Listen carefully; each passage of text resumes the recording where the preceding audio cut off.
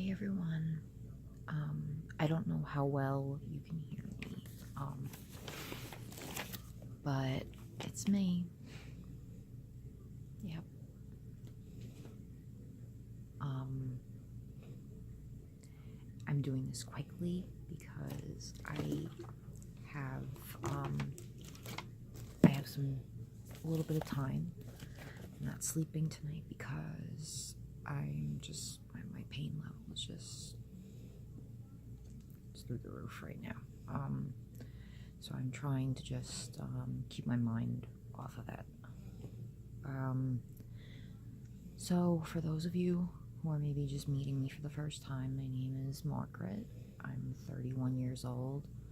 I now reside, well, it's been almost a year now, I reside in a nursing home in Long Island, New York, and I am on hospice care, end-of-life care, because my chronic illnesses have gotten to a point where, oh my god, I'm so fat, where I am so grave that they really, well, at this point, the last time that I really spoke to the doctor, he was telling me that I don't really have much longer than this coming summer. I won't make it past this summer. Who knows? Miracles happen.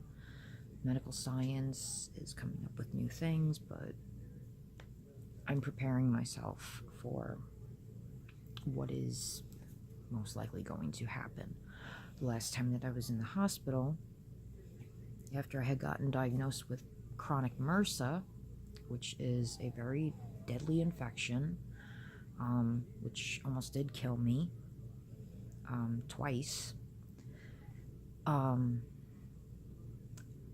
had a scan done of my midsection, and things aren't good. Eventually my body is not going to be able to accept a feeding tube anymore, so at which point I will, my body will reject that tube once again. It'll stop working, or it'll pop out. This is like my 9th or 10th feeding tube since 2012.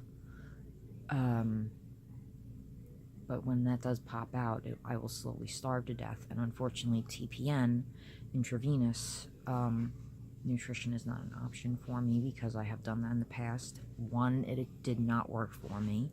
2, I got sepsis from it. 3, my heart is so weak now that I would not be able to tolerate the copious amounts of fluids that you do take on TPN.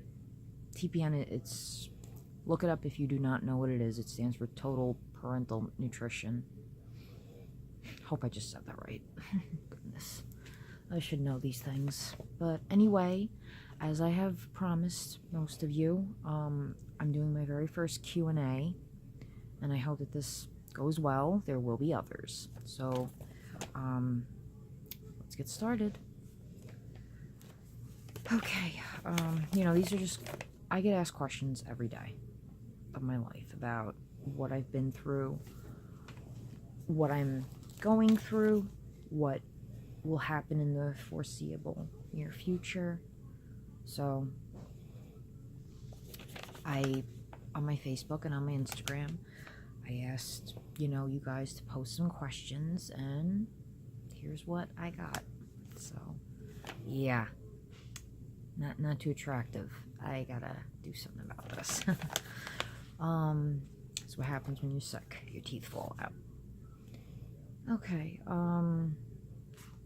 let's see. First, I have from Laura Lee Orth.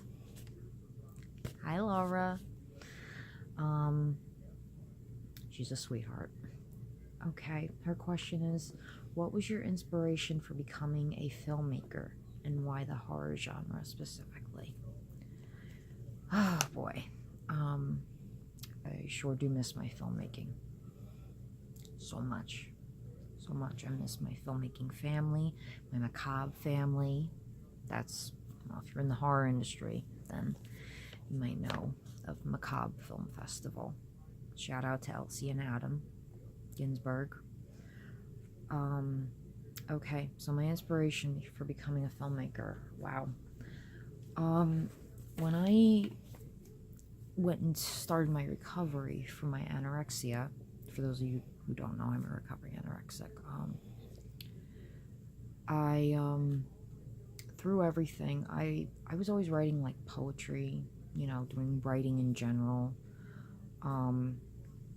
Did some art. I was always into the creative world and aspect of things, but I would have to say that really my big thing for filmmaking, like my real drive for it, like why I just suddenly wanted to do it, was probably because of being anorexic. I kind of just experienced, you know, so much. I experienced death. I experienced living again. But I would have to say that my biggest inspiration was probably Kill Bill. Kill Bill is my favorite film of all time. You know, Uma Thurman fights her way back from death in that film. So it was a film that was always very close to my heart. So I would say that was my biggest inspiration film-wise. As far as directors go, Quentin Tarantino is the director of Kill Bill. He is a huge inspiration to me. As far as horror goes, I've always loved horror films ever since I was a little bit of a thing. Kind of brought up on Chucky, Frankenstein, Dracula, all the old Universal movies. Always loved Halloween. Halloween the movie, Halloween the holiday. Horror, I love the good old-fashioned slash-em-up horror films, like, you know, Freddy, Jason, and Chucky. But as I grew older, I started getting into some horror films that had meaning to them. And when I found these films, I was like, oh my goodness, this isn't just, you know, somebody going around, sorry, playing with my hair. Does not look nice. Thought it would, but whatever. I found it very refreshing to find that there were horror films that were not just the slash 'em up, you know, hey, you're dead. That's it sort of thing. I found that there were horror films that had, you know, actual bite and feel and like a pulse to them. Horror films such as High Tension. That's a great French horror film. Let me say, the Descent. The Descent was a great. Oh my God, such a big inspiration for me. All the old Universal horror films were a huge inspiration to me. Texas Chainsaw Massacre, Leatherface Girl for life over here. Oh goodness, just there's so many. The original Freaks.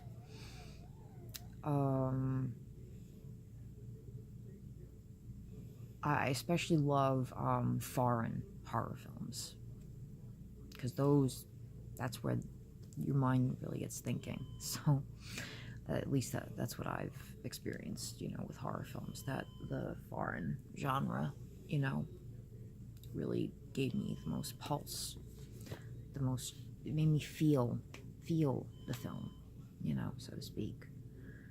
Okay, thank you very much, Laura, for your question. Kathy Curran, are you fed through a feeding tube? Yes, I am. I got my first feeding tube back around 2012.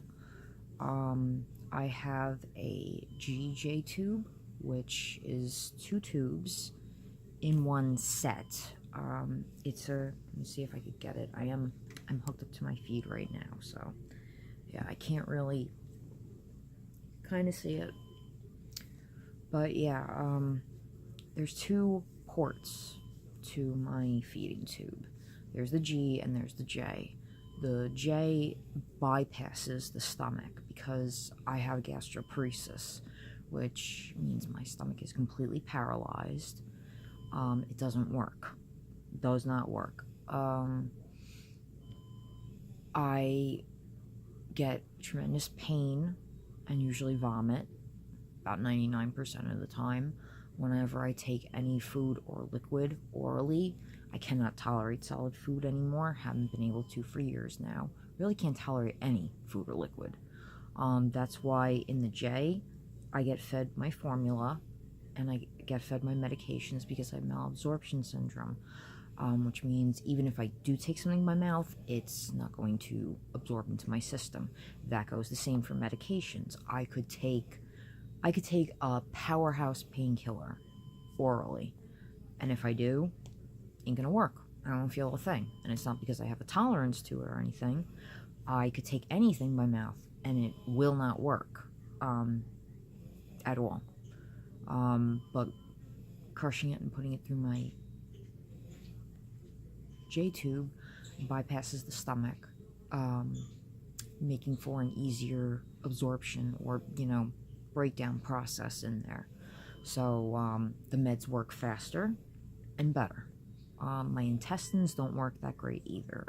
I have SMA syndrome, which means there are 2 constrictions in my duodenum leading up to into the back near my kidney area.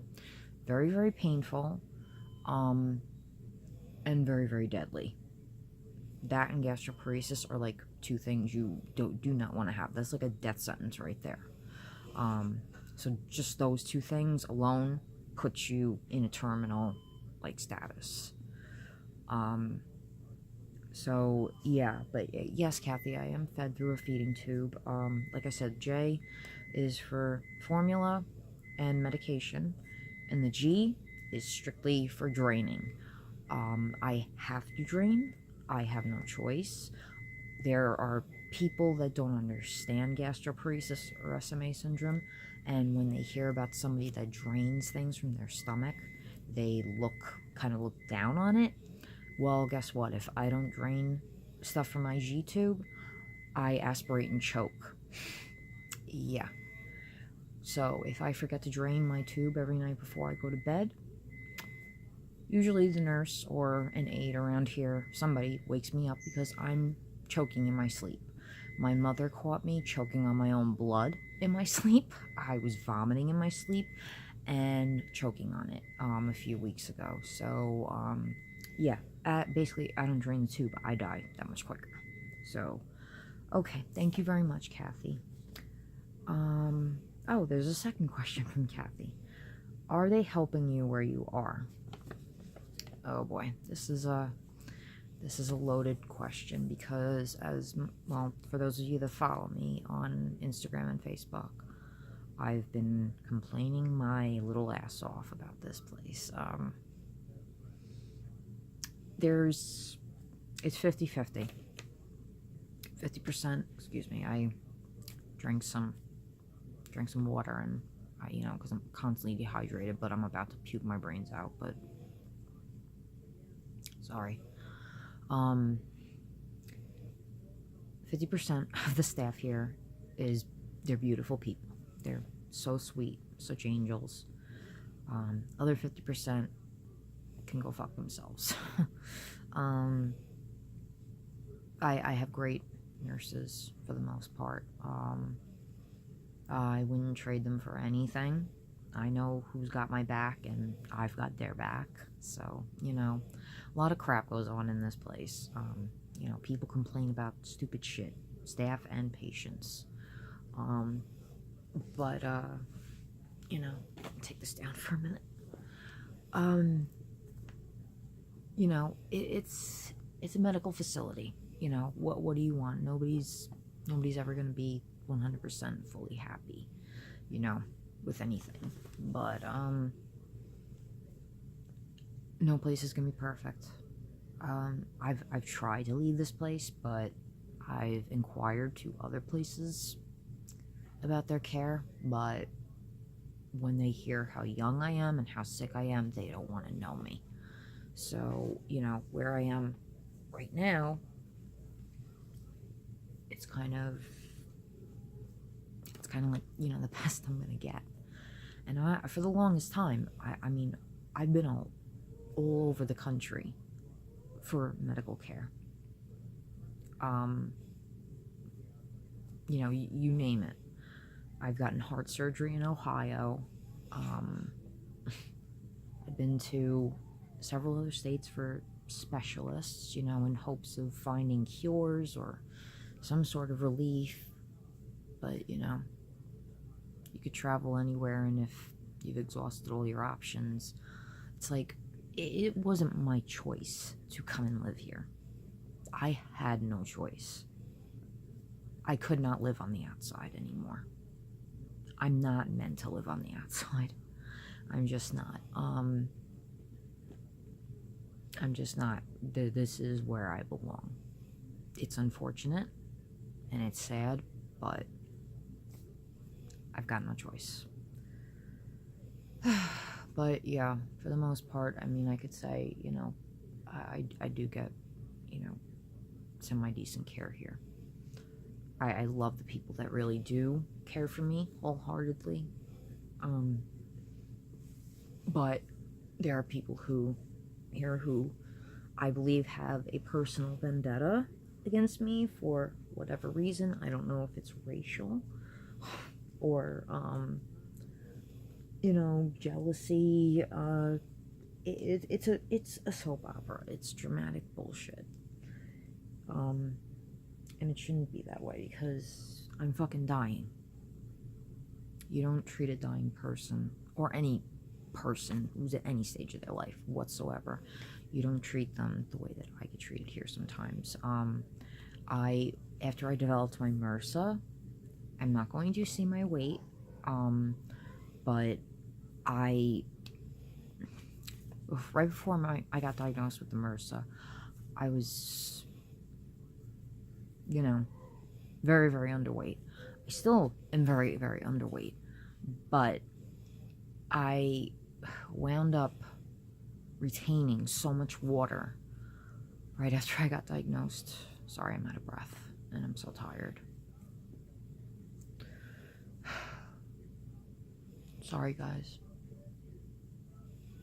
It's not feeling good.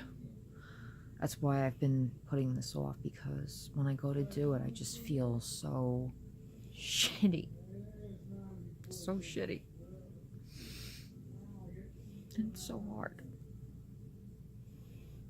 But, yeah, no. I developed the MRSA, and I started retaining water, getting massive edema. And when I came back from the hospital to here, some of the staff, I can count about maybe 10 or 11 people who've said something so far. They've called me fat, big, huge, going like this with their hands, large, heavy. Yeah, so you don't say that to a normal person, and they can see in my chart where, you know, it says my illnesses, and it says recovering anorexic. It's wrong, but what am I gonna do? I've complained, I've reported people, gotten people in trouble. And a lot of people say to me, you sure you're not just, you know, exaggerating, or, you know, being paranoid, you know, that people are saying this to you? No. Nope. Because even my mother's witnessed somebody calling me large. It's not right. It's not right. And it's very upsetting. I had a cleaning guy come in here the other day, and he looked at me and he's like, "You packed on a ton of weight." You know, just fuck you, okay? Fuck you.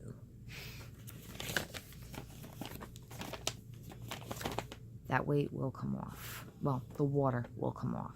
If it was real weight, I would be so fucking thrilled. But, you know what? The MRSA. Oh, also, I have chronic liver failure. So, if you look up about chronic liver failure or liver failure in general, you get ascites, you get edema. Okay?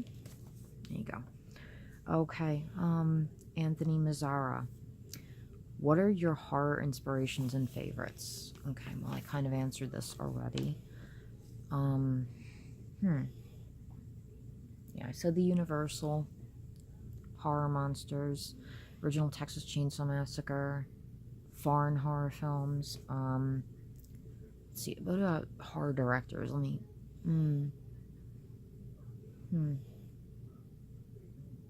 I love Guillermo del Toro.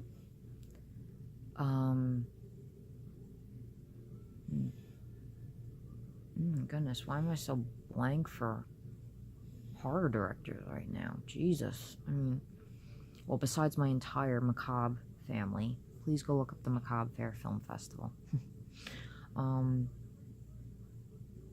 Yeah, I mean, I don't know if I really have like a favorite horror director per se.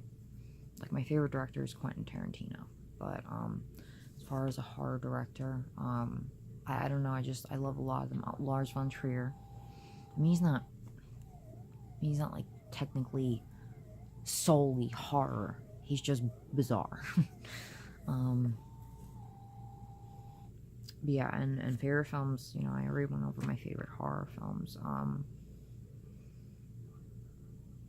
We need like a really good, fresh female horror director. That's what I think. That's what I believe.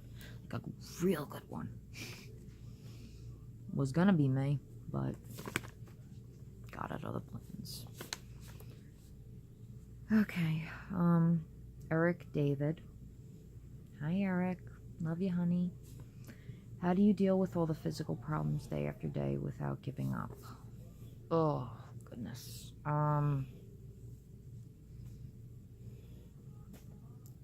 Look, I mean, you're dealt a certain hand in life. Let me see this piece of hair. See, think shit like that bothers me. You're dealt a certain hand in life, dealt certain cards, and you deal. When you don't have a choice anymore. For the longest time, I pushed so hard to try and make believe that I was something better, that I was getting better, but I didn't have the heart to tell my ex-husband, my parents, and my friends, I'm getting worse. I may portray, you know, this positive, you know, bright young person, but I've been dying since day one. You don't ever fully, you're never fully comfortable with it. I will never be fully comfortable with it. The amount of pain that I'm in on a daily basis makes me want to blow my brains out. Sorry, but it's the truth. A lot of people don't understand my type of pain.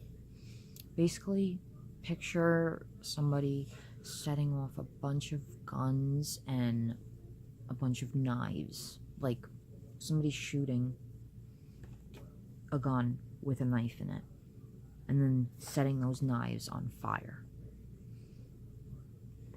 And just having that go repeatedly at you 24/7. Ooh. Sorry guys. Yeah, but that's my pain. When you have a paralyzed stomach, your stomach may be paralyzed, but you still feel fucking pain. The SMA syndrome is very painful. I have lupus. Lupus is, oh my god, forget it. The pain from that. I have fibromyalgia. Interstitial cystitis. Interstitial cystitis is inflammation and bleeding of the bladder where the lining, the epithelial skin cells start shedding and you bleed. I don't have all of my bladder anymore. It had to be removed almost 10 years ago, about. Yeah, so I urinate constantly. I constantly get UTI and kidney infections. I